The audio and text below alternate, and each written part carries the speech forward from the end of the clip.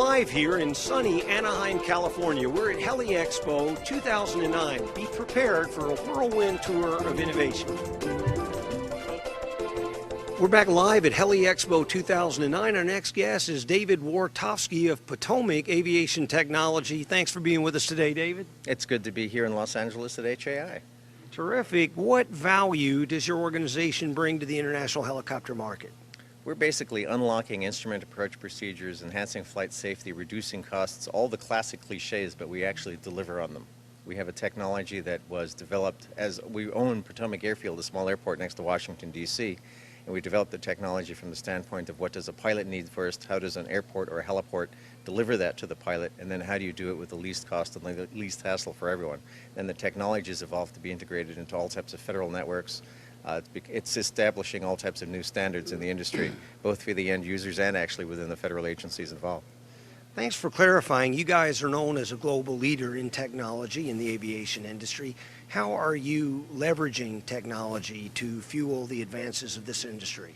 Well, what we've done is, as owners of an airport and unconstrained by pre-existing standards, we look around at what is the most current technology to achieve any one of the goals. So, for example, we're using satellite communications to dump equipment performance data and meteorological data at a fraction of the cost of any other alternative, because it's actually a technology that's currently available. The FAA is still figuring out how to keep 2,400 baud modems running. And that's an example. We're integrating our information into all types of federal networks, including NOAA. So we now have third-party quality control by federal agencies by feeding them our data, which they statistically correlate with everything else. The FAA has never seen anything like that before. They're still trying to figure it out.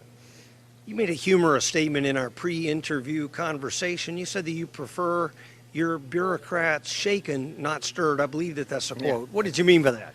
Well, that's an allusion really to two things. One is the Potomac Airfield being next to Andrews Air Force Base in the White House. We find ourselves in the middle of a lot of things.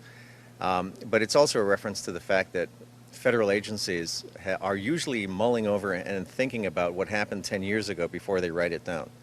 So there's this sort of schizophrenic where government standards are trying to reflect what has taken them 10 years to understand, but technology and modern things are moving way, way past that. So what you need to do, it's an allusion to working gently with people where they have pre-existing ways of doing things, but you have new ways of achieving the objectives they set 10 years ago. What your way is different, but it's better. And so what you have to do is you have to demonstrate common sense in a gentle way so that people can realize, oh, that works and that makes sense as well. And that's what the constant job is sort of doing that gently. You're speaking to the global helicopter industry. What would you like to say to them in as few words as possible? Oh, well, that's in as few words as possible. Well, we've got a technology that's basically going to unlock, that is already unlocking heliports and airports all over the country. And we're just trying to get the word out so people can find out about it. We have a website that obviously, like everything else does on the planet. But we're doing some very, very cool things. We're excited about it. And I think as people begin to understand what we're doing, they'll get as excited as various parts of other federal agencies have as well. Best to you, David, and thank you for your time. Thank you for having me. Well, another HeliExpo has come and gone in 2008, and indeed, another blockbuster it has been. While so many events are flailing, actually HeliExpo 2009 was actually up as a record year in so many categories, only to be eclipsed by HeliExpo 2010. See you in Houston.